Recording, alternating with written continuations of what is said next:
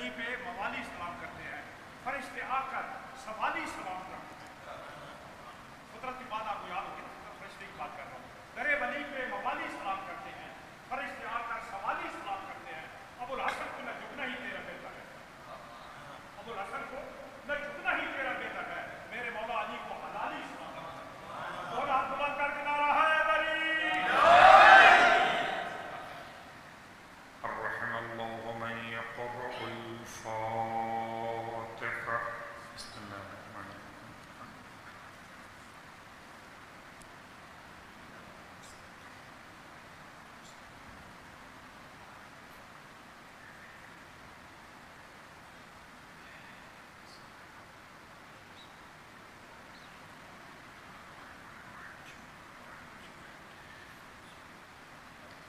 مومن شب جمعہ ہے، خاص طور سے شب مغفرت، شب توبہ میں، شب قبولیت دعا میں اپنے اپنے مرحومین کے بلندی درجات کے لیے، شہداء ملت جعفریہ کے بلندی درجات کے لیے، تمام علماء عالم مراجع عظام المرحومین کے بلندی درجات کے لیے، اور تمام کے تمام لاوارث سے انتقال کر جانے والے اہل ایمان کے بلندی درجات کے لیے آواز بلند صلوات۔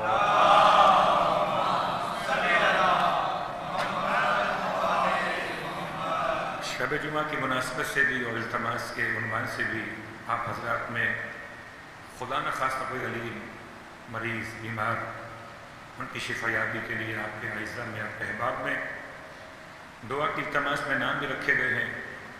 پروردگار تمام ناموں کے لیے مومنہ فرحہ حسین کینسر کی مریضہ ہیں، ان کی شفا یابی کے لیے، علیزہ جعفری شفا کی شفا یابی کے لیے، سومری کی شفا یابی کے لیے، تمام تر دنیا بھر کے صاحبان ایمان مولا کے چاہنے والے صاحبان اسلام جہاں جہاں مریض ہیں، مرض کے عنوان سے پریشان ہیں، خاص طور سے کینسر کے مریضوں کے لیے، خاص طور سے ICU میں ایڈمٹ مریضوں کے لیے، خاص طور سے ایسے مریضوں کے لیے جو نہ زندوں میں شامل ہیں نہ مردوں میں شامل ہیں، برائے توسل امام موسی کاظم علیہ السلام بلند تر صلوات۔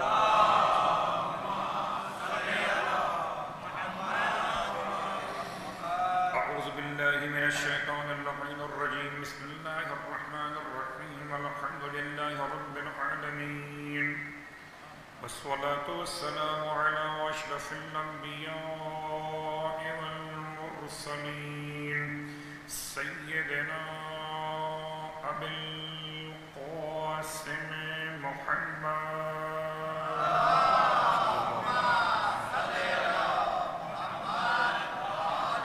وعلى أهل بيته الطيبين الطاهرين واللعنة الدائمة على أعدائهم أجمعين، أما بعد، فقد قال الله تبارك وتعالى في كلامه الحميد، بسم الله الرحمن الرحيم، هنالك دعا زكريا ربه قال رب هب لي من لدنك ذرية طيبة إنك سميع الدعاء۔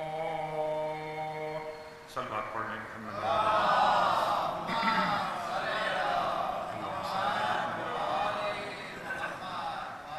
تعریفیں اس خدا کے لیے جو واجب الوجود ہے اور اپنے وجود میں کسی وجود کا محتاج نہیں، جبکہ سارے وجود اپنے وجود کے لیے اسی ایک ذات کے محتاج ہیں، اور تمام ہدیہ درود و سلام و نزوات مقدسات کے لیے جو باعث خلقت کائنات بھی ہیں اور اشرف موجودات بھی۔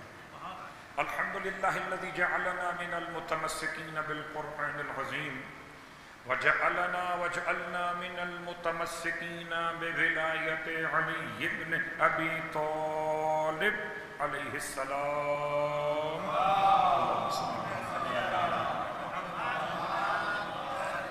عظم اللہ اجورنا واجورکم بمصابنا بالحسن بن علی علیہ السلام وجعلنا وإياكم إن شاء الله من الطالبين بالثأرهما مع وليهما الإمام المهدي من آل محمد عليهم السلام.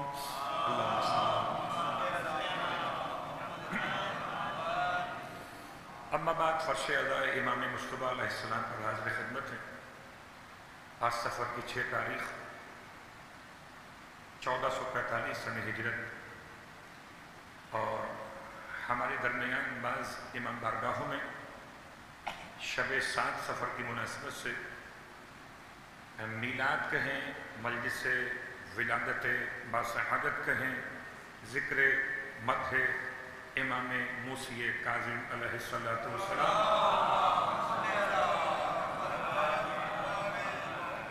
یقیناً سوال اپنے مقام پر کہ اگر کبھی ایام اعضاء میں کوئی شب میلاد معصوم کی مناسبت سے واقع ہو جائے تو اہل عزا کو کیا کرنا چاہیے؟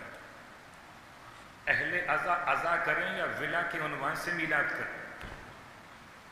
تو یہ بات یاد رکھیں، روایات کا خلاصہ بحث راویوں کے مسائل وہ بعد میں پیش کرتا ہوں.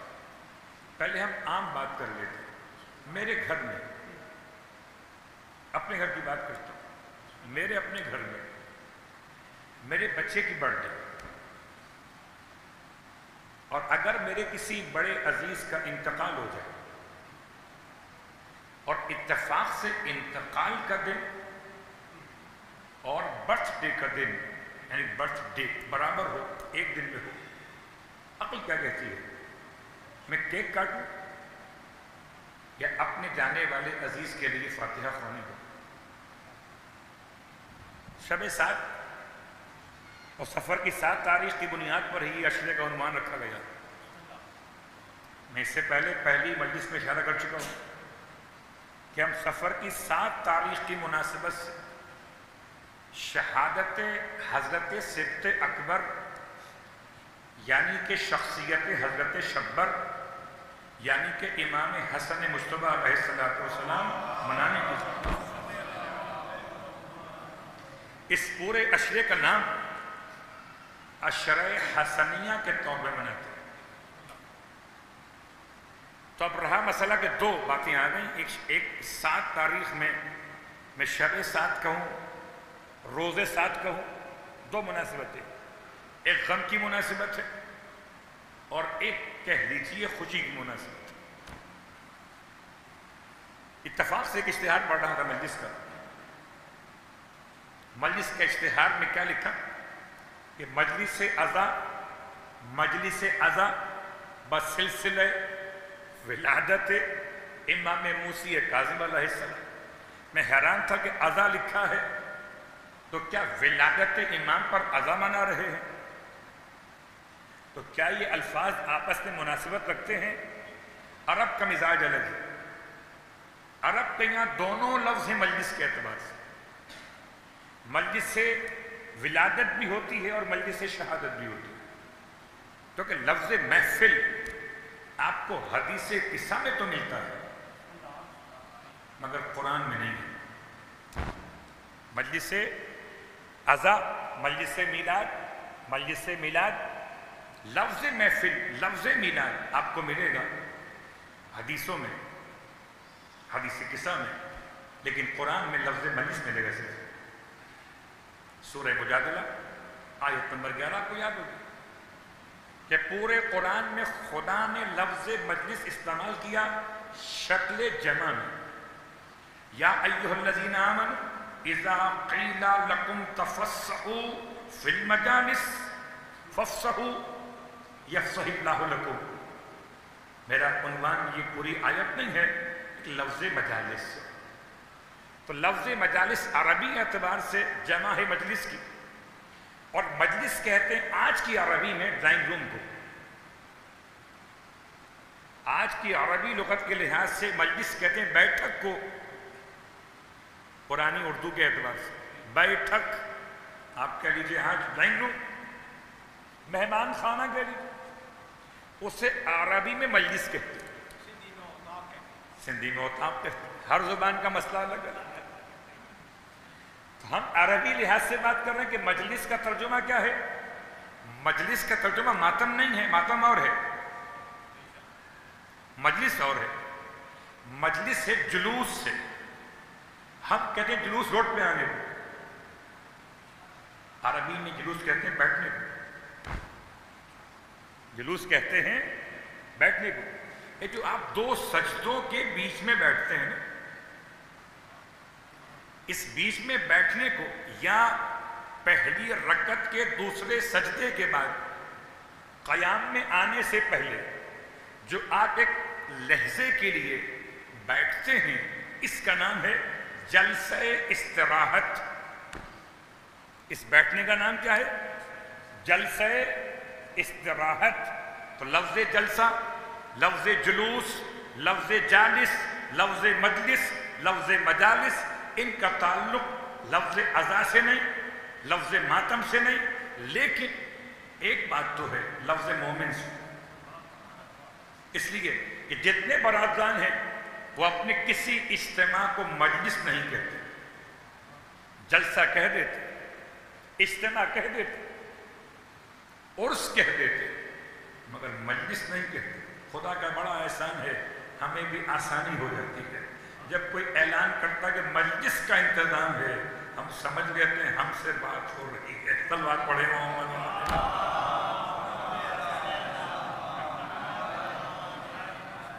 تو اب یاد رکھیے کہ اگر ساتویں امام کے میلاد کی بات کر رہے ہیں تو میلاد کا مطلب جشن نہیں ہے، نہ سجاوٹ ہوگی، نہ آپ لباس سرخ پہنیں گے، نہ عزا کے لباس کو تبدیل کریں گے، بلکہ اب میلاد امام موسی کاظم کا مطلب یہ ہوگا کہ سفر کی 7 تاریخ میں 7ویں امام کے نام سے آپ کے معجزات پڑھے جائیں، آپ کی سیرت بیان کی جائے اور آپ کی ہی نظر سے استفادہ کیا جائے۔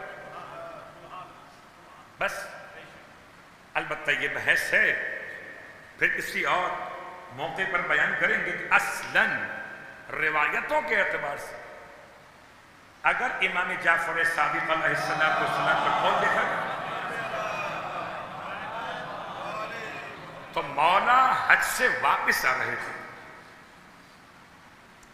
جب مولا کے گھر ہمارے اور آپ کے مولا کی آمد ہوئی تو آپ سفر میں تھے مکے سے مدینے کے درمیان میں، اور اسی لیے مقام کا نام مقام ابوا لکھا ہے۔ 7ویں امام کہاں پر آئے ہیں؟ مقام ابوا پر۔ مقام ابوا مکہ اور مدینہ کے بیچ میں، مدینے سے قریب وہ مقام ہے جہاں پر جناب آمنہ بنت وہب رسول خدا کی والدہ کا انتقال ہوا اور دفن کی گئی۔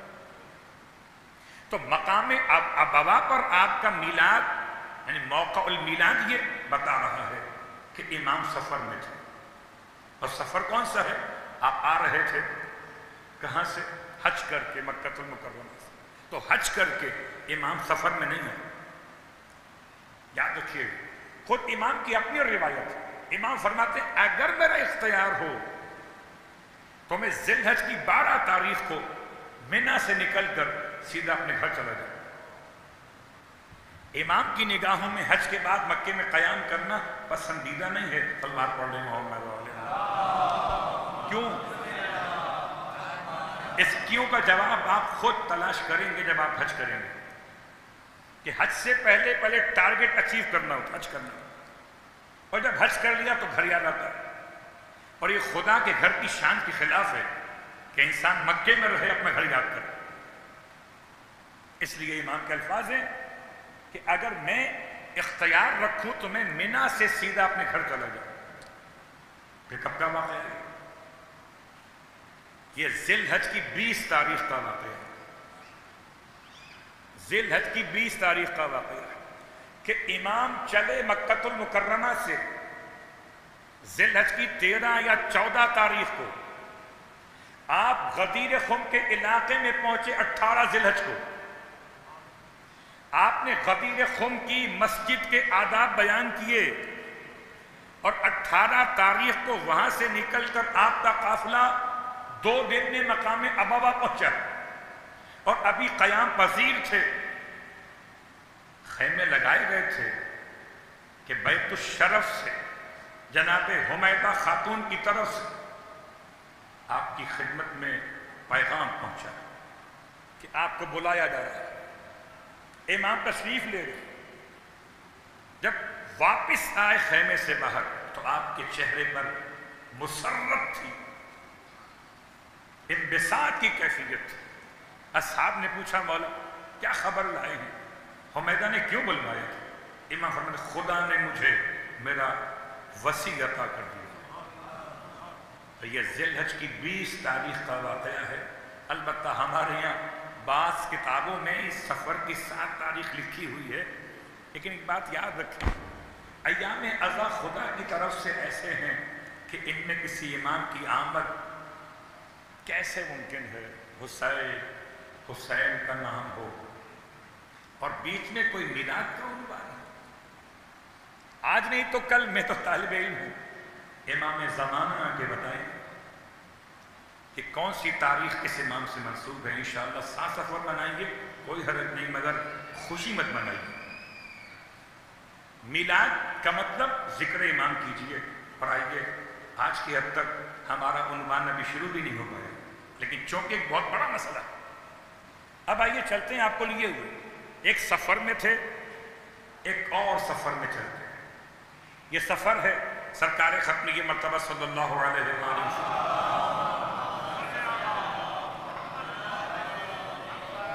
سرکار کا سفر کہاں پر ہے؟ راوی کا نام ہے ابو یعقوب یوسف ابن الجراح۔ یہ کہتے ہیں کہ حذیفہ بن الیمان روایت کرتے ہیں کہ ہم اللہ کے رسول کے ساتھ تھے، کسی غار، کسی پہاڑ کے دامن میں بیٹھے ہوئے تھے، اور غالباً یہ غار یا پہاڑ جبل نور غار ہرا تھا۔ مکہ المکرمہ کا واقعہ، مطلب کہ فتح مکہ کے موقع پر یا حجۃ الوداع کے موقع پر یہ واقعہ پیش آیا۔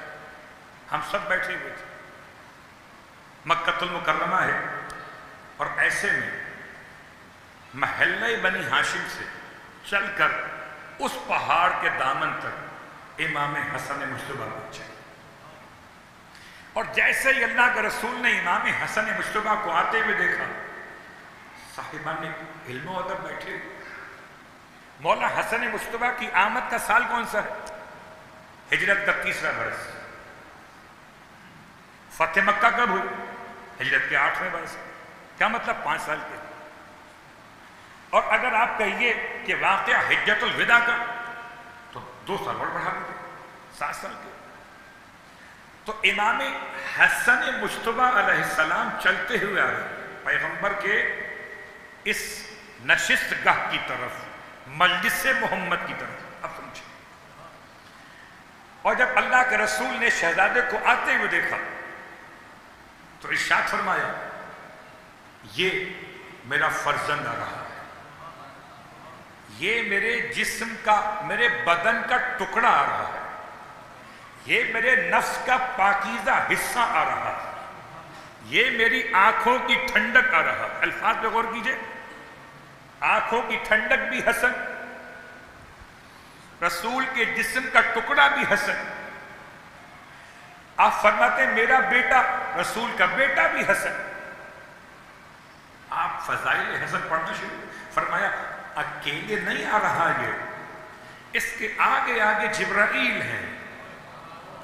اللہ، جبرائیل، اب الفاظ روایت راوی کے الفاظ یہ ہیں کہ جبرائیل رہنمائی کر رہے ہیں، لیکن میں سمجھتا ہوں کہ راوی اپنے مقام پر کہہ رہا ہے۔ ہم تو سمجھتے ہیں جو محمد کا ٹکڑا ہو اسے جبرائیل کی رہنمائی نہیں، جبرائیل کو ان کی رہنمائی چاہیے، اور پیچھے پیچھے میکائیل ہیں جو تصدیق کر رہے ہیں۔ یوں سمجھیے آگے کی سیکیورٹی ہے جبرائیل کے ہاتھوں میں، پیچھے کی سیکیورٹی ہے میکائیل کے ہاتھوں میں۔ فرشتوں کے سرداروں کے بیچ میں جنت کے جوانوں کا سردار چل رہا ہے۔ اللہ کے رسول فضائل حسن مجلس اصحاب میں، چونکہ اب تک جو روایت ہم پڑھ رہے تھے سب مکہ المکرمہ کی نہیں تھی، सब मदीने मुनव्वरा की थी। यह रिवायत जो पढ़ रहे ये मक्कतुल मुकर्रमा की। और उसके बाद आपने जैसे ही करीब आए तो आप अपने मकाम से उठे, अपने शहजादे को वेलकम किया, अपने करीब लाए, लाके बिठा लिया और फरमाते हैं ये मेरा मेवे जिगर, हाजा तुफाहती, ये मेरा मेवे जिगर है, ये मेरा मुहजत कल्ब है, कल्ब का सुकून हसन, मेरा मेवे दिल हसन। अल्लाह के रसूल शान हसन बयान किए जा रहे थे। हुज़ैफा कहते हैं पैगंबर मुसलसल हसन को देखे जा रहे, फरमाते ये हसन, ये मेरे बाद उम्मत का हादी भी है और मेहदी भी। ये हसन खुदा की बारगाह से मेरे लिए तोहफा है, खुदा की बारगाह से हदिया है मेरे लिए। अल्लाह क़िबला जो मज़ा हदिये में आता है, यानी उजरत और है, हदिया और है। उजरत है उम्मत पर कि मवद्दत इख्तियार करें, हदिया है खुदा की तरफ से। इरशाद फरमा रहे हैं कि ये खुदा ने मेरे लिए हदिया करार दिया। ये क्या करेगा? फरमाते हैं ये मेरी तरफ से अखबार, खबरें पहुंचाएगा। जब मैं न रहूं तो हदीस सुनना हो तो हसन को देखना। मैंने अपने अल्फाज में तर्जुमा किया, सरकार खत्मी मर्तबत के अल्फाज मुक़द्दस। ये शहजादा मेरे बाद मेरी हदीस को बयान करिए, बहुत गौर कीजिएगा। एक है मनउल हदीस, एक है वज़ुल हदीस। उम्मत पर दो मुसीबत टूटी थी। हदीस को रोक दिया गया 100 साल तक के लिए, और 100 साल के बाद हदीस पर एक और जुल्म हुआ, वज़ुल हदीस। हदीसें गढ़ी गई, रोकी गई, फिर बनाई गई।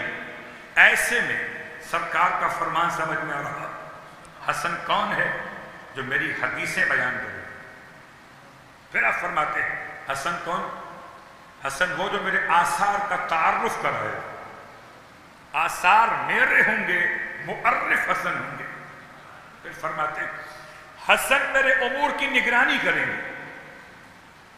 आप फज़ाइल हसन बयान करते जा रहे हैं और असहाब अंगुश बदंदान हैं।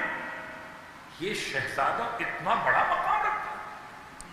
अल्लाहु अकबर।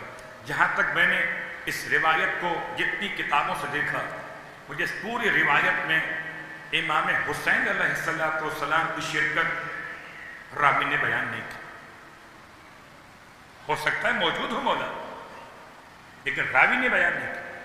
सारी तवज्जो सरकार की इमाम हसन की तरफ। उसके बाद आपने अपने असाब से फरमाया जो बैठे हुए थे कि अभी कुछ देर में एक शख्स यहां वारिद होगा, अरब का देहाती शख्स, बड़ा सख्त बोलने वाला, ऐसा कि तुम दरस जाओगे उसकी करख्तगी सुनकर। बड़े सख्त जुमले कहेगा, तुमसे बर्दाश्त ना हो सकेंगे, मगर मैं तुमसे कहता हूं बर्दाश्त कर लेना, कुछ मत बोलना। वो अभी करीब आने वाला है। अजीब बात, अल्लाह के रसूल ने फरमा दिया तो वो आ गए। अभी कुछ देर भी ना गुजरी थी कि पैगंबर की जुबान मुक़द्दस के जुमले मुकम्मल हुए और वो आ गए। अब तो सहाबा पहचान लें कि जो मोहम्मद फरमा दे वो हो जाता है। अगर देहाती के हक में हो गया तो क्या हसन के हक में ना होगा? सलवात पढ़े मोहम्मद वाले में, एक ही जुबान मोहम्मद। सहाबा अपनी आंखों से देख रहे,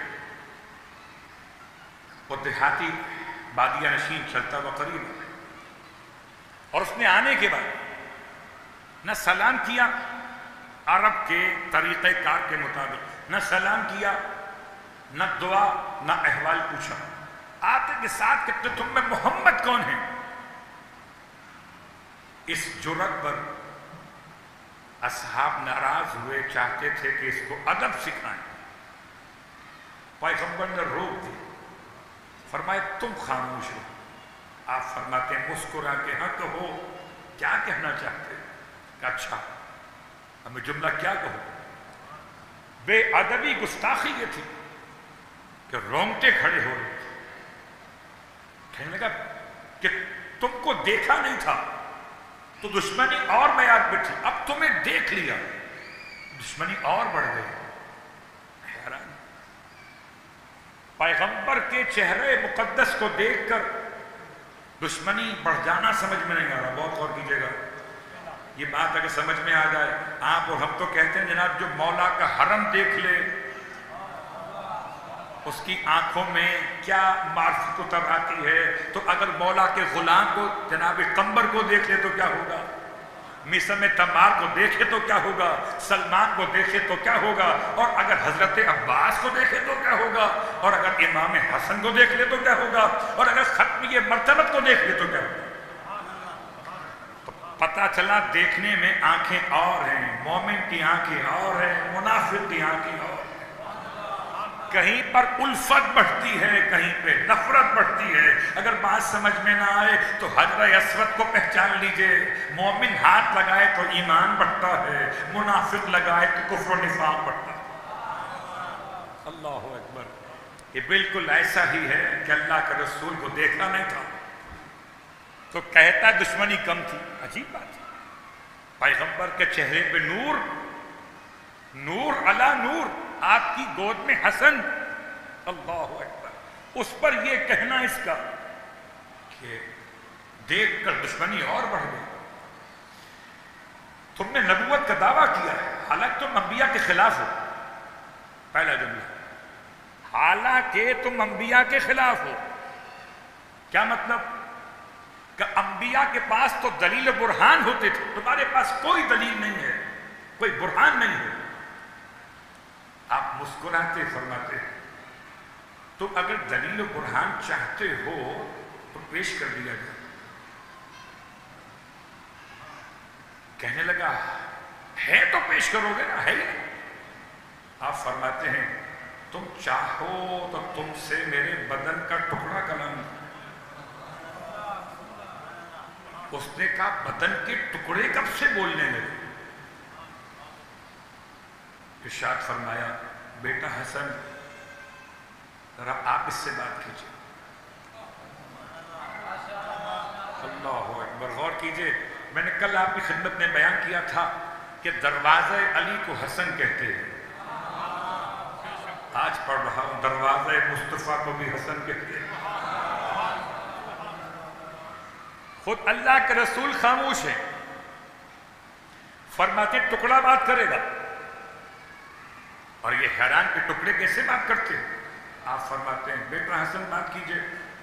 اور امام حسن مشتبہ جو ویسے تو بولتے نہیں تھے، راویوں کے بقول، میری بات نہیں ہوتی، راویوں کے بقول بولتے کہاں تھے، اور جب بولتے تھے تو ایسا بولتے تھے کہ خود خدا کا نبی اپنا ٹکڑے بدن کہتا تھا تو بولتے تھے. آپ نے بولنا شروع کیا بس شکل اشعار میں امام کے الفاظ مقدس سے کھلوات پڑھنے محمد والے.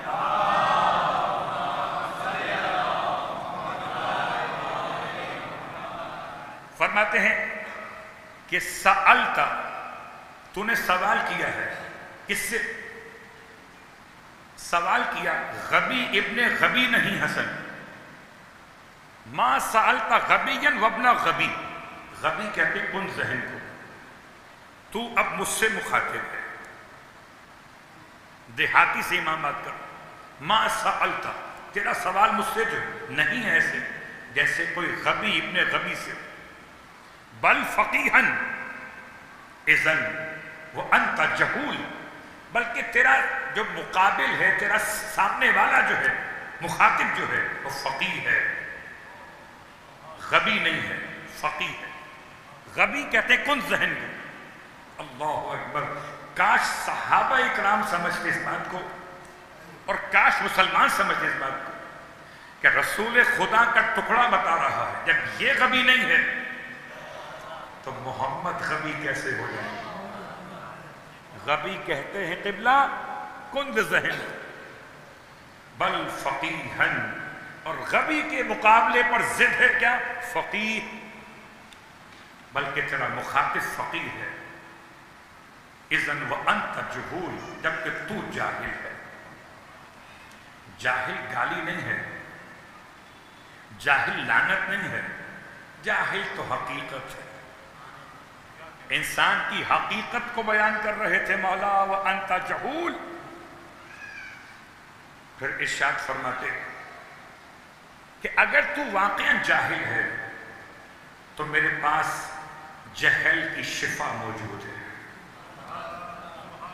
اگر تو جاہل ہے تو پریشان نہ ہو، میرے پاس جہل کی شفا بھی ہے۔ اللہ اکبر، تلاش کر لیں، ہے کوئی جو جہل کی شفا رکھتا ہو؟ مرض کی شفا سب رکھتے ہیں مگر جہل کی شفا بس معرفت آل محمد ہے۔ جس سے معرفت آل محمد ہے اس کی جہالت کی شفا کا عنوان موجود ہے۔ اس لیے خدا کا احسان ہے کہ سرکار ارشاد فرما رہے من ماتا ولم یعرف امام زمانہ فقد ماتا میتۃ الجاہلیہ۔ جہالت اور ہے، جاہلیت اور ہے۔ جہالت کا علاج تو علم سے ہے، جاہلیت کا علاج معرفت معصوم سے۔ اس لیے فرما رہے تھے کہ میرے پاس تیری جہالت کا علاج نہیں، شفا موجود ہے۔ اور یہاں روک کے جملہ کہتا ہوں، کتاب کامل الزیارات میں بہت کم پڑھا جاتا ہے کہ کیا کربلا کے علاوہ بھی کسی اور حرم مقدس کی خاک سے شفا طلب کی جا سکتی ہے؟ جواب بعض روایات میں ہے، سرکار ختمی مرتبہ صلی اللہ علیہ وآلہ وسلم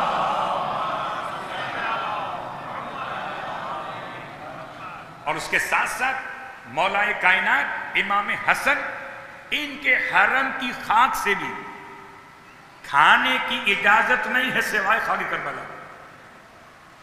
کھانا اور موضوع ہے اور اس کو وسیلہ شفا قرار دے کر رکھنا، توسل کرنا اور موضوع۔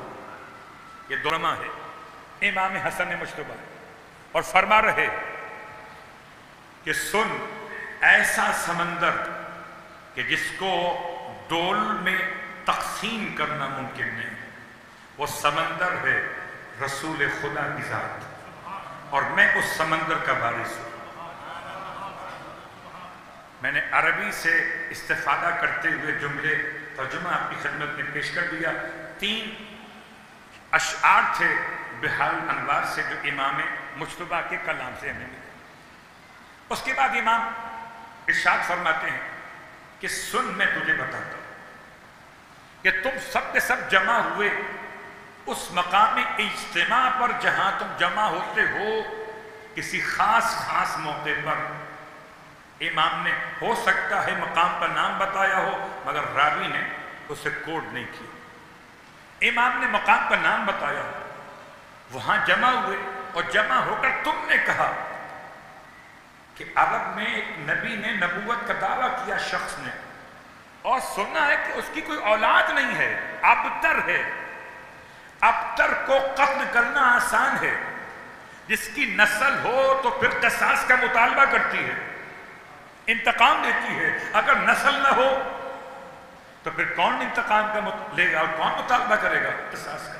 لہذا تم نے میٹنگ میں فیصلہ کیا کہ ہم کیوں نہ عرب والوں کا یہ احسان ان پر رکھیں کہ ہم محمد کو جا کے قتل کر دیں۔ اور ایسے میں تم نے سمجھا کہ یہ تو مسئلہ ہی نہیں ہے کوئی، بس جائیں گے جا کے محمد کو مار دیں گے اور کام ختم، سے کہیں گے کہ ہم نے بڑا کام کر دیا، اب ہمارے مسائل حل کر۔ آپ فرماتے تو نے اٹھایا نیزہ اور نیزہ لے کے چلا تو اپنے گھر سے، اللہ اکبر، اور ایسے چلا کہ رات کا وقت تھا۔ جب چلا تو موسم قابل برداشت تھا۔ بہت غور کیجئے، کبھی کبھی ایسا ہوتا ہے نا کہ موسم بڑا اچھا لگتا ہے سفر کے لیے، لیکن کیا خبر کب موسم اپنے تیور بدل لے۔ میں کیا مثال دوں آپ کی خدمت میں۔ ایک مرتبہ ایسا ہوا کہ ہم مینا سے واپس مکے آ رہے تھے، مینا سے حج کرنے کے بعد واپس مکے آ رہے تھے، اور مینا سے باہر نکلنے کے بعد پرائیویٹ بس کرنا آسان ہوتا ہے، معلم کی بس کا انتظار کرنا مشکل ہوتا ہے۔ تو ہم نے پرائیویٹ بس باہر نکل کی تو پہلی بس جو ملی وہ اوپن روف تھی، چھت کھلی ہوئی تھی۔ تو ہم نے کہا پہلے خواتین حجاج کو بلڈنگ بھیج دیا جائے، موسم بڑا اچھا تھا. سلوات پڑھے محمد والے. موسم اچھا. اوپن روف میں اگر گاڑی بند ہو تو اے سی کام کر رہے ہوتے بس کے. گرمی مکے میں ہوتی. اور اگر اوپن روف اور دھوپ نکلی ہوئی ہو تو بس میں بیٹھنا عذاب ہوتا. ایسے میں خواتین بھی خوش ہو گئیں کہ بڑا اچھا موسم, ہم انجوائے کر رہے ہیں. کچھ دیر بعد جو بارش شروع ہوئی اور پھر ٹریفک جیم, 4 گھنٹے تک بس میں اتنا پانی گرتا رہا. صرف سمجھانا یہ تھا کہ موسم کے آثار کچھ اور ہوتے ہیں, اور جب کوئی دشمن محمد نکلے تو موسم بھی بگڑ جاتا.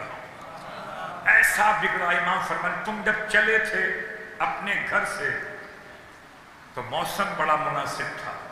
جیسے ہی باہر نکلے بارش شروع ہوئی موسلا دھار اور تیز آندھی کے ساتھ, اور بڑھے تو طوفان میں تبدیل ہو گئے.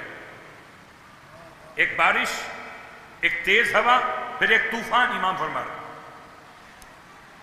اب ایسے مقام پر آ گئے تھے نہ پیچھے واپس جا سکتے تھے. شدید بارش ہو طوفانی تو راستہ دکھائی نہیں دیتا. دن میں دکھائی نہیں دیتا, یہ تو پھر بھی رات تھی. ستارے تو کہاں چمک رہے تھے. راستہ دیکھ کے تم کیسے آگے بڑھتے کہ راستہ بتانے والے ستارے چھپ گئے. اب تو پہچان لے زمانہ کہ ستارے اگر بادلوں کے پیچھے آ جائیں تو راستہ نہیں بتاتے. راستہ وہی بتاتے جو چمک رہے ہوں. سب چھپ گئے. اور ایسے میں امام فرماتے کہ تم چلتے رہے, کبھی نشیب میں گر پڑتے تھے, کبھی اوپر چڑھتے. دل میں عجیب خوف تھا کہ جائیں تو جائیں کہاں, نہ پیچھے راستہ ہے نہ آگے راستہ ہے. آگے خطرہ, پیچھے بربادی. ایسے میں کانٹے چبھتے تھے, تکلیف ہوتی تھی, چلے جاتے تھے. رات بھر صحرا میں بھٹکتے رہے یہاں تک کہ دن نمودار ہو گیا. اور جیسے دن نمودار ہوا, گرتے پڑتے تم اچانک اس پہاڑ کے قریب پہنچے تو تم نے ہمیں بیٹھے ہوئے دیکھ لیا. امام نے سارے منظر کشی ایسے بیان کی کہ وہ جو آیا تھا بد زبان, وہ جو آیا تھا پیغمبر کی شان میں گستاخی کرنے والا, اس نے جب شہزادے سے پورا پیغام سنا منظر کشی کا, حیران ہو کے کہتا ہے اے شہزادے تم تو ایسے بیان کر رہے ہو جیسے تم میرے ساتھ چل رہے تھے, اور ساتھ نہیں دل کو دیکھ رہے تھے. اللہ اکبر. قبلہ زبان امامت نہیں, ابھی تو رسول خدا کا زمانہ رسالت ہے. ابھی مولا کائنات کی امامت کا دور کا آغاز پیغمبر کے بعد شروع ہوگا, اور مولا کائنات کے بعد پھر دور شروع ہوگا مولا امام حسن کی امامت کا. لیکن یہ شہزادہ وہ ہے کہ اگر آغوش مادر میں لیٹے تو لوہے محفوظ کو بڑھے, اور محمد کی گود میں بیٹھے تو کافر کے دل کو بڑھے. سلوات پڑھے محمد والے.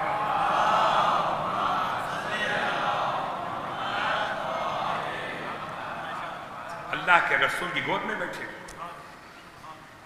اور جب اس نے پورا احوال سن لیا, اور یعنی عجیب بات, نہ پتھر بولے, نہ کسی حیوان نے گفتگو کی کہ جو سمجھنا ہے معجزہ کیا ہے, نہ چاند شگافتہ ہوا اس موقع پر, نہ درخت چل کے آیا, یہاں تو پیغمبر کا ٹکڑا بول رہا تھا. اب آگے لوگ پورا پڑھتے نہیں, یہ چھوڑ دیتے, پورا پڑھو. اب ہوا کیا, امام نے اپنے اشعار میں, بہار میں یہ اشعار کتنے بیان ہوئے, باقی اور کتب میں اشعار آگے بھی تھے. امام نے فرمایا کہ تو جیسا بھی ہے لیکن خالی ہاتھ واپس نہیں جائے گا, تو ایمان کی دولت لے کے جائے گا. جب آپ نے فرمایا تھا اس پورا واقعہ بیان کرنے سے پہلے تو اس نے کہا ایسی باتیں کرتے, میں اور ایمان لے کے جاؤں گا. جب دینے والا حسن ہو,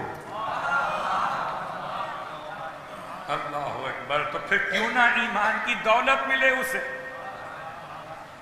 ابھی تو کہہ رہا تھا کیا بات کرتے ہو, یعنی ایسے اکڑ کے کہا تھا جیسے سورہ مبارکہ منافقون میں منافقین کہتے ہیں پڑھوں آیت؟ پتہ نہیں آپ کے یہاں جمعے کی نماز میں سورہ منافقون پڑھا جاتا کہ نہیں جاتا؟ البتہ ہمارے یہاں تو لوگ کہتے ہیں مولوی صاحب پڑھیں گے تو پھر ہم گر پڑیں گے. مسلمان پڑھیں گے محمد والے 11 آیات سورہ جمعہ کی، 11 آیات سورہ منافقون کی، 22 آیات ہو. ہم تو 3 والے ہیں. اِنَّا أَعْطَيْنَاكَ الْكَوْثَرَ. جلدی سے پڑھا اور گھر چل. ایسے ہی یہ کہاں سورہ جمعہ اور کہاں سورہ منافقون؟ اذا جاءك المنافقون قالوا نشهد انك رسول اللہ. یہ ابتدا ہے، میں پورا نہیں پڑھنا، خالی جملہ پڑھ رہا ہوں. واذا قيل لهم تعالوا يستغفر لكم رسول اللہ لووا رؤوسهم. اور جب ان سے کہا جاتا ہے کہ آؤ اللہ کے رسول تمہارے لیے خدا سے مغفرت مانگے، لووا رؤوسهم. مجھے دیکھ رہے ہیں؟ یہ جو یہ کریں گے ہمارے لیے بالکل وہی انداز ہے. تو پہچان یہی ہے کافر کی اور یہی پہچان منافق کی. فرق یہ ہے کہ کافر کو سنگل عذاب ہے، منافق کا عذاب ڈبل ہے. اس لیے کہ کافر ہونے کے لیے مسلمان ہونا شرط نہیں ہے، لیکن منافق ہونے کے لیے مسلمان ہونا شرط ہے. جب تک کوئی مسلمان نہ ہو، جب نہ سورہ منافقون ہے، ذالک بأنہم آمنوا ثم کفروا. پہلے ایمان لائے پھر کافر ہو گئے تو یہ منافق کہلائے نا، یہ کافر ہے. اس نے کہا تم مجھے ایمان دو. اور جب امام نے دل کا علاج کر دیا، کہتا ہے ہاتھ بڑھائیے شہزادے. عجیب بات ہے، میں حیران ہوں. ختمیہ مرتبت کی موجودگی میں دست محمد کے بجائے دست حسن کلمہ پڑھ رہا ہے اور پیغمبر بتانا چاہ رہے ہیں دیکھو دیکھو ہدایت محمد بانٹ رہے ہیں اپنے ٹکڑے سے، جیسے حسین اولاد بانٹتے ہیں ہمارے ہاتھ کے ذریعے سے. اللہ اکبر. آپ نے کلمے کا تعارف اللہ اکبر پہلے کہو اللہ اکبر. اللہ بلند و بالا ہے، کوئی بت نہیں، کوئی طاقت نہیں. پھر فرمایا کہو اشہد ان لا الہ الا اللہ. پھر اشارہ کہ یہ ہے اشہد ان محمد رسول اللہ. اس نے کلمہ پڑھا، مسلمان ہو گئے اور مسلمان ہو کر خادم محمد بنا اور خادم محمد کے ساتھ خادم حسن بنا. کہ اسے کلمہ ملا تھا حسن مشتبہ سے. پھر پیغمبر سے اجازت لے کر گیا اپنی قوم کی طرف اور اپنی قوم کو مسلمان کرنے پہنچا. اس نے نہ قرآن سنایا قوم کو، نہ نماز بتائی قوم کو، نہ اذان سنائی. اس نے تو حسن کا بولنا بتایا. صرف امام حسن کا بولنا بتایا. یہ جملہ ہے آخری لائن بالکل کہ اس واقعے کے بعد سے جب بھی کوئی امام حسن کو دیکھتا تھا ان افراد میں سے جو شاہدین و حاضرین تھے بے ساختہ پکارتے تھے یہی تو وہ ہے جو محمد کی گود میں بولتے ہیں. اللہ اکبر. اور آئیے آج کی حد تک بات کو یہاں روکتے ہوئے زیارت نامے کا ایک جملہ اور ایک شرط امام پہ سلو نامے کی. تو بڑی تیزی کے ساتھ ٹائم گزر رہا ہے تو امام کی بارگاہ سے آپ کی خدمت مقدس میں زیارت نامے کا ایک جملہ جو پیر کے دن پڑھا جاتا ہے. یہ کیا ہے؟ السلام علیکہ، سلام و آپ پر یا بیان حکم اللہ، اے حکم خدا کے بیان. ایک ہوتا ہے بیان کرنے والے مبین، مبین اور ہے اور بیان اور ہے. ذات مشتبہ مبین نہیں ہے، خود بیان ہے. مثال آسان کر دوں، مولائے کائنات کو عادل کہنا مولائے کائنات کی توہین ہے، تعظیم مکمل نہیں ہے، عادل نہیں ہے، عدل ہے. اسے سراپا عدل کہیں وہ علی ابن ابی طالب ہے، اور جسے سراپا بیان حکم خدا کہیں وہ امام حسن مشتبہ. اب حسن کو دیکھو تو حکم خدا کا بیان سمجھ میں آ جائے، حسن اٹھیں تو حکم خدا کا بیان ہے، حسن بیٹھیں تو حکم خدا کا بیان ہے، حسن لکھیں تو حکم خدا کا بیان ہے، امام نے لکھا۔ شرط نمبر 2 صلح نامے کی شرط نمبر 2 ان یکون الامر للحسن من بعدہ فان حدث بہ حدیث فلأخیہ الحسین۔ میں نے آدھا پڑھا ہے، کیا مطلب ہے؟ صاحبان ادب اس سے بہتر جان رہے اپنے جوانوں کے لیے۔ فرماتے ہیں کہ ان یکون الامر للحسن من بعد، حاکم شام کے بعد یہ حکومت واپس پلٹ کر حسن کی طرف آئے، اور اگر حسن کے ساتھ کوئی ایسا حادثہ پیش آیا کہ حسن نہ رہے فَلِأَخِيهِ الْحُسَيْنِ، تو یہ حکومت پلٹ کر حسین کی طرف آئے گی۔ بہت غور کیجیے گا، صلح نامے کی شرط نمبر 2 ہے۔ پھر فرماتے ہیں کہ نہیں اختیار حاکم شام کو، لیس لہو، میں نام استعمال نہیں کر رہا ہوں، لیس لہو، نہیں ہے اس کے لیے اختیار کہ ان یعہد من بعدہ، اپنے بعد کسی کو بھی جانشین بنائے۔ امام حسن مجتبیٰ کی صلح نامے کی شرط نمبر 2 نے صرف یزید نہیں بلکہ ہر کس و ناقص کا راستہ بند کیا تھا کہ اب امر پلٹ کے واپس کہاں پر آئے گا؟ امر آئے گا پلٹ کے واپس امام حسن کی طرف، اور حسن نہ رہے تو کون؟ امام حسین۔ بات واضح ہو؟ آج کی حد تک بات ہو رہا، باقی باتیں انشاءاللہ کل جمعے کا دن ہے، اور کل کے دن امام حسن مجتبیٰ کی نماز بھی ہے۔ ویسے تو آپ نے ہر امام کی نماز اپنے طور پہ پڑھی ہوگی انشاءاللہ، لیکن امام حسن کی نماز کا خاص دن جمعے کا دن ہے، یعنی زیارت کا دن پیر کا دن ہے اور نماز کا دن جمعے کا دن ہے۔ نماز کیسے پڑھی جائے؟ 2 روایات۔ امام حسن کی نماز پڑھنے کے 2 طریقے، ایک طریقہ نماز مولائے کائنات، ہر رکعت میں علم کے بعد 50 مرتبہ سورہ اخلاص، 4 رکعت نماز 2 رکعت کر کے پڑھی جاتی ہے۔ شاید یہ نماز آپ شب نیمہ شعبان میں اس سے تلاوت کرتے ہیں اس کے علاوہ، لیکن دوسری روایت کے لحاظ سے امام حسن کی نماز 4 رکعت 2 رکعت کر کے پڑھی جاتی ہے، اور ہر رکعت میں علم کے بعد 25 مرتبہ سورہ اخلاص،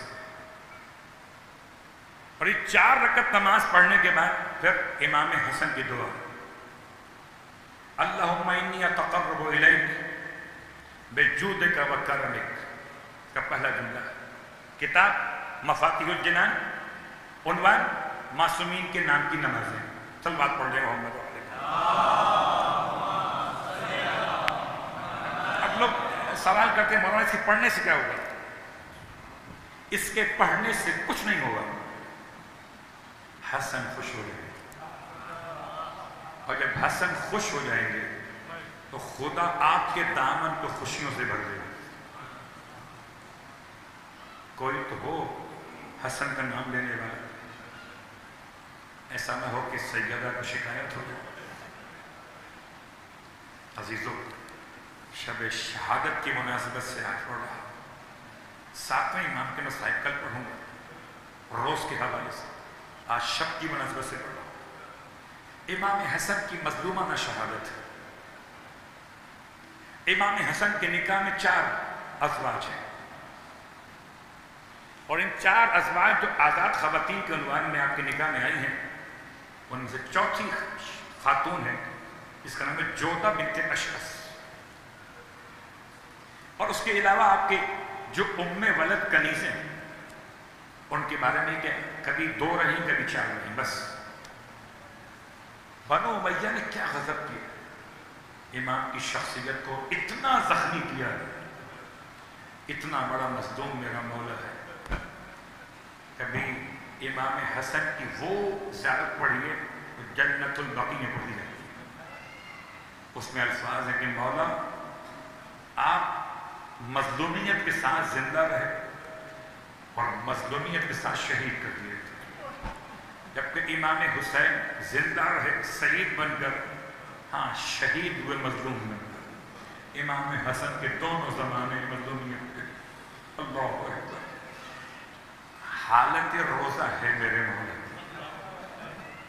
اس سے پہلے 2 بار اور زہر دیا جا چکا ہے، تیسری بار اتنا شدید زہر دیا ہے افطار کے وقت میں، کہتے ہیں دودھ میں ملا کے دیا یا شربت میں ملا کے دیا۔ ہائے میرا مولا، رونے والوں، جب تو روزے کی حالت سے ہوتا ہے نا تو اس کا کلیجہ دن بھر پانی نہ پینے کی وجہ سے بہت زیادہ پرابلم میں ہوتا ہے، اس لیے روزہ کھولنے کے بعد کھانے سے زیادہ انسان پانی پینا چاہتا ہے۔ امام نے 2 گھونٹ لیے تھے تو خالی وہ کلیجے پر جو گئے، ایسے کلیجے کو کاٹا کہ 47 برس کے سن میرے مولا کا کلیجہ اندر سے ٹکڑوں میں تقسیم ہو گیا۔ آپ نے آواز دی اپنی بہنوں کو، ارے بہنیں فریاد کے لیے پہنچی، برتن میرے مولا نے لگن لگا لیا، خون کی الٹی ہو رہی ہے، کلیجے کے ٹکڑے کٹ کٹ کے نکل رہے۔ رونے والوں، حضرت امیر حمزہ کا کلیجہ بھی نکالا گیا تھا مگر وہ شہادت کے بعد نکالا گیا، سینہ کاٹ کے نکالا گیا۔ آئے شہزادے علی اکبر کے کلیجے میں برچھی ماری گئی تھی، لیکن رونے والوں برچھی کا کلیجہ توڑنا اور ہے اور منہ کے ذریعے سے کلیجے کے ٹکڑے نکلنا، واہ مصیبت ہے۔ رونے والوں، کلیجے کے ٹکڑے نکلتے جاتے تھے، ہائے میرا مولا، مولا حسین پچھاڑے کھا کے روتے تھے، سینے سے لگا کے بھائی کو فرماتے تھے، اے ابا عبداللہ ایسے نہ روئیے بھیا، اگر ہم چلے بھی گئے تو آپ ہمیں غسل و کفن تو دیں گے، ہمارے جنازے کو تو اٹھائیں گے، لیکن لا یوما کا یوم کا یا ابا عبداللہ، بھائی جیسا دن تجھ پر آئے گا ایسا دن تو کبھی نہیں آیا۔ رونے والوں، میرے مولا کی آنکھیں بند ہوئی، ارے جنازہ اٹھایا جا رہا، ایسے میں اللہ کے رسول کے نواسے کا جنازہ ہے، اگر پھول نہیں ڈال سکتے تھے تو تیر تو نہ مارے ہوتے۔ رسول کی قبر کے پاس قیامت تھی، امام حسین روتے رہ گئے مگر ایک فریاد نہ سنی گئی۔ رونے والوں، خطیب اہل بیت، خطیب اہل بیت علامہ حسن زیدی فرمایا کرتے تھے، امام حسن اور امام حسین کے جنازوں میں ایک فرق تھا، امام حسن کے جنازے پہ تیر تھے، امام حسین کا جنازہ تیروں پہ تھا۔ واہ محمد آ۔ رونے والوں، بس آخری جملہ، حالت خواب میں کسی ذاکر حسین نے امام حسن کو دیکھا ہے، امام فرماتے ہیں ذاکر میرے مصائب کیوں نہیں پڑھتا؟ اس نے حالت خواب میں ہاتھ جوڑے، مولا میں آپ کے مصائب تو بیان کرتا ہوں۔ مولا فرماتے ہیں میرے شدید مصائب بیان کیا کر۔ امام کے فرمانے پر کہتا ہے مولا آپ کے شدید مصائب سے مراد وہی ہے نا کہ آپ کا کلیجہ کٹ گیا تھا۔ فرمایا اس سے بھی شدید مصیبت پڑھا کر، اس نے کہا مولا آپ کے جنازے پہ تیر برسائے گئے، یہی آپ کی اس سے بڑی مصیبت تھی۔ فرمایا نہیں، اس سے بھی بڑی مصیبت پڑھا کر۔ تب ذاکر نے ہاتھ جوڑ دیے حالت خواب میں، مولا اس سے بڑی مصیبت کیا تھی؟ امام فرماتے ذاکر ذرا دل پہ ہاتھ رکھ کے سوچنا، جب میری ماں کو تماچا مارا گیا میں سب سے بڑا تھا، بہنوں اور بھائیوں میں آئے حسن دیکھتا رہ گیا ماں کے چہرے میں۔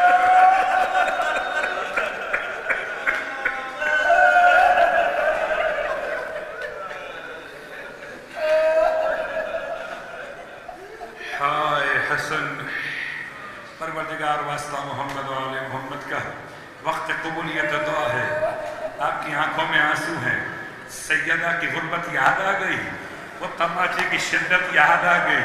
ایک تماچا وہ ہے جو مدینے میں تھا، ایک تماچے وہ جو کربلا میں مارے گئے. تو فرق اتنا ہے، جو مدینے میں مارا گیا اس سے گوشوارہ ٹوٹ کے زمین پہ گرا، وہ جو کربلا میں مارا گیا اس سے انگوٹھی کا نشان. پروردگار واسطہ محمد و آل محمد کا تمام مانگنے والوں کی مرادیں پوری فرما. ایک مومن نے التماس کی ہے زیارت کے حوالے سے، جانے کے حوالے سے، چھٹی کا عنوان ہے پروردگار اس مومن کی مشکل کو دور فرما دے. اللہ واسطہ محمد و آل محمد کا جو بیٹھے ہیں کربلا کی زیارت کی تمنا لیے ہوئے تمام کو کربلا مولا کا ظاہر بنا دے. اللہ واسطہ محمد و آل محمد کا کوئی غم نہ دے سوائے غم آل رسول کے. تمام بیماروں کو شفاء کاملہ عطا فرما. امام زمانہ علیہ السلام کے ظہور میں تاجیل فرما اور ہم سب کو امام علیہ السلام کے خدمت گزاروں میں شامل فرما. سورہ فاتحہ کی تماس سید تنویر الحسن، سید شبیر الحسن اور کامران نادر، سید اطہر علی زیدی اور اس پورے پرچے میں تمام کے نام شامل فرماتے ہوئے سید خورشید حسن زیدی صاحب کو بھی یاد فرماتے ہوئے الفاتحہ. بسم اللہ الرحمن الرحیم الحمد للہ رب العالمین الرحمن الرحیم مالک یوم الدین ایاک نعبد و ایاک نستعین صراط المستقیم صراط الذین انعمت علیہم غیر المغضوب علیہم ولا الضالین. ماتم حسین